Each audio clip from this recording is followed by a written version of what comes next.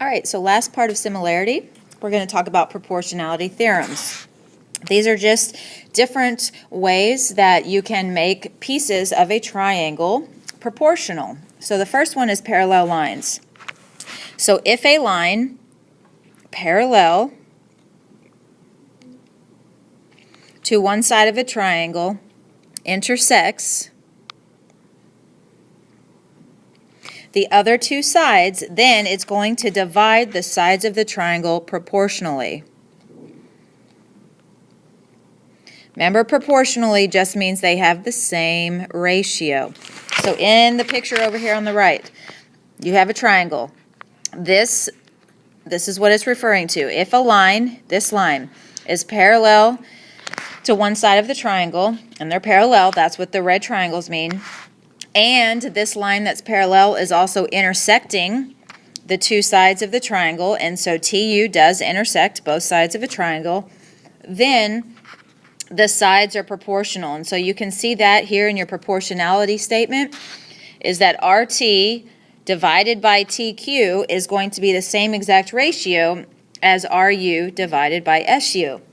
And again, anytime we know sides are proportional, we can use that to our advantage to find missing pieces. Now, just the opposite, if you already know that the sides are proportional, then you can conclude that the lines are parallel. So again, the converse is just taking the original theorem and putting it in reverse. So here we have if they're parallel, then they're proportional. This one is if they're proportional, then they're parallel. So if a line divides two sides of a triangle proportionally,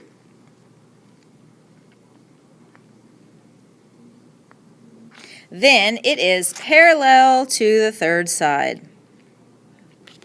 Great, and so you're going to see how we can use that. So in example 1, find the length of a segment. So in the diagram, so again, right there, they're telling you they're parallel. So, and they're showing you, so right away when they're parallel, you know the sides are proportionate. So we need to find the length of RQ. So we're going to set up a proportion and say, all right, RQ is what we're looking for. I'm going to put that over 9 and then 4 over 6. Now again, these proportions can be built in a lot of different ways. You see I went RQ over UQ. So I stayed kind of on the left side. You could also go like X over 4 is equal to 9 over 6. So if you go left-right, you can go left-right. You can't jump around though. You can't say, oh, X up top and 6 at the bottom. All right, it has to have some kind of pattern. So cross multiply. So 6X is equal to cross multiply 36, so X is 6. Oops, 6, not 3. And you can see if you plug that in there, 6. So if you put 6 over 9 and reduce that, you would get 2/3. And this other side has pieces of 4 over 6, and look, 2/3. So when that line is parallel to the bottom of the triangle, your sides are proportionate. Sides are proportionate means same ratio. Example 2, solve a real-world problem. All right, on the shoe rack shown, AB is 33, right here. So I'm going to kind of redraw that triangle that's on the side of the shoe box there. A, E, B, D, and C. All right, AB is 33. BC 27, CD 44, and DE 25. Explain why the gray shelf is not parallel to the floor. So you're going to have to provide some sort of mathematical proof. So remember, if BD right here is indeed parallel to AE, that these sides are proportionate. So let's check. 27 divided by 33. Well, if I take a 3 out of both of those, I'm left with 9 over 11. All right, well, let's check the other side. If we have 44 over 25, and we try to reduce that, let's see what we come out with. This can only be reduced. It can't be reduced anymore. So this is actually 1.76. And if you divide 9 divided by 11, This is 0.82. So since they do not have the same ratio, that's why they're not parallel, because ratio is not the same.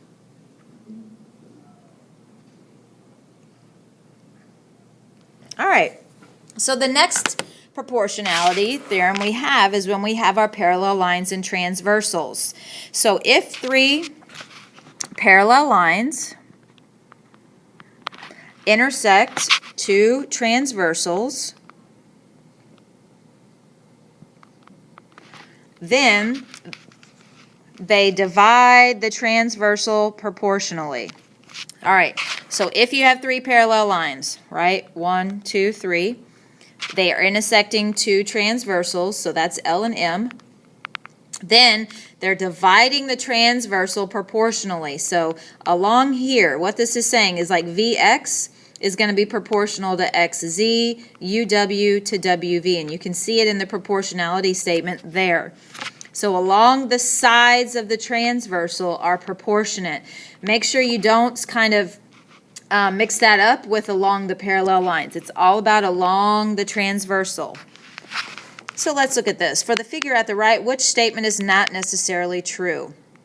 So they're putting, all right, PQ is here over QR, and then UT over TS. So yes, they stayed along this side. That one works.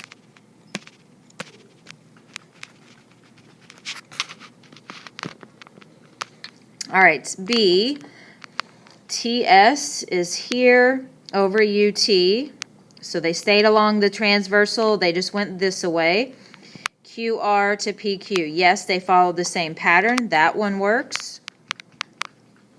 What else? QR is here to RS. So QR to RS, and then TS to RS. So this one's a maybe. Let's check the other one. We have PQ. So the piece to the whole thing, and then we have the piece to the whole thing. Well, those are proportionate. So this one, not true, because remember, the proportional pieces are along the transversal, and this C chose a segment that is along the parallel lines. That's why that one's not true. Now, angle bisector. So if a ray bisects an angle of a triangle, then it's going to divide the opposite side into segments whose lengths are proportional.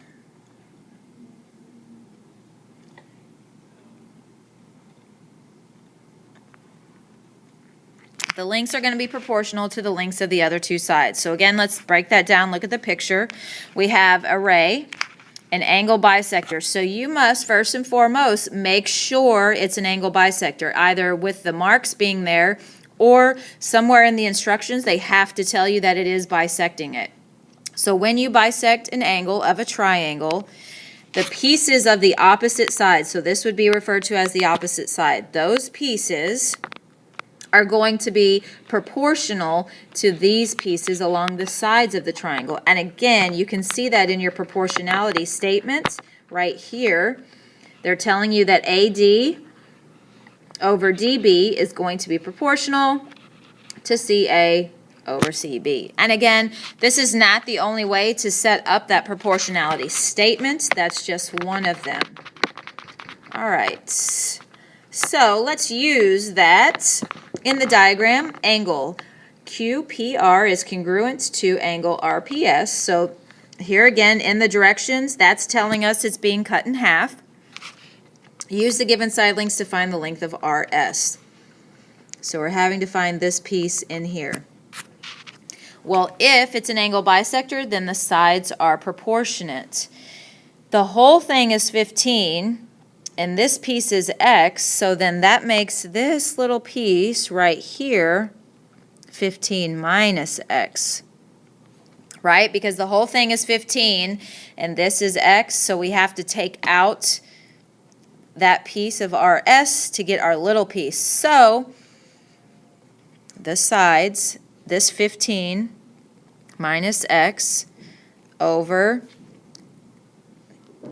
this x, is equal to. So since we started on this little triangle here when we built our proportion, we have to stay on that side to rebuild it. So we have to go 7 over 13 here. And you're going to cross multiply. 7 times x is 7x. 13 times all of this. That's x minus 15. Sorry, I wrote it backwards over there. Distribute. 13 times a negative 15 minus 195, and you're going to go through and solve.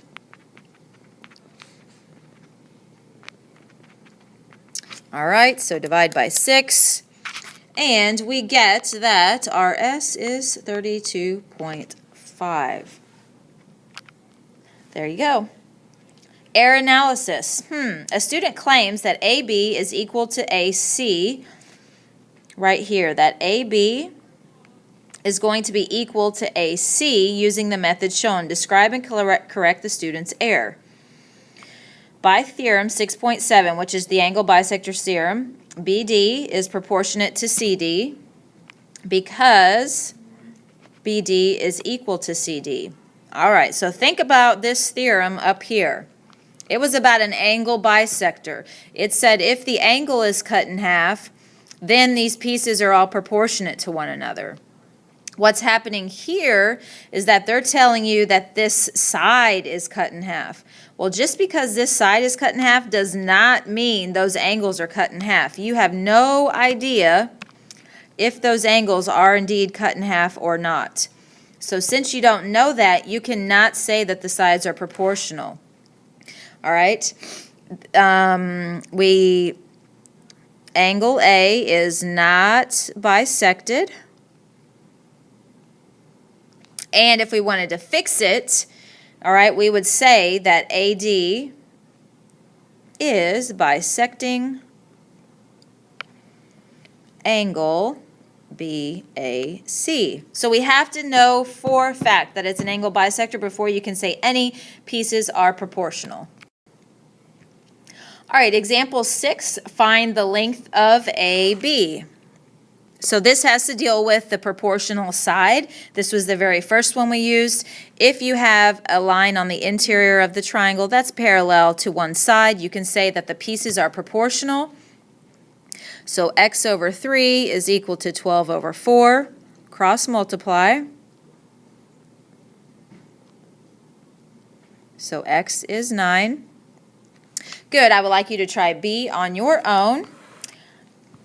Come to class and we'll check it. All right, example 7, use the given information to determine whether KM is going to be parallel to JN. Explain your reasoning. So this is just the converse of this one. So if KM is parallel to JN, then these sides are going to be proportionate. Well, proportionate means they have the same ratio, so we're going to set it up and check it. 8 over 5. What does that equal? That equals 1.6. Excuse me. Is that the same as 12 over 7.5? 1.6. So since they have the same ratio, we say yes, they're parallel. Same ratio. Let's check the other one. 18 over 24. What does that equal? 0.75. And notice, you can build these proportions in different ways. Like over here, I stayed on the left and I went 8 over 5. So if I started at the top here, if I go 8 over 5, I have to mimic it and be the same pattern, 12 over 7.5. Here you can do also, if you wanted to go these pieces here, you can jump from one side to the other. But if you start on the top, 18 over 24, then you've got to start on the top on the other one and say 10 over 15. And that is equal to 0.67. So since the ratios are not the same, it is not parallel.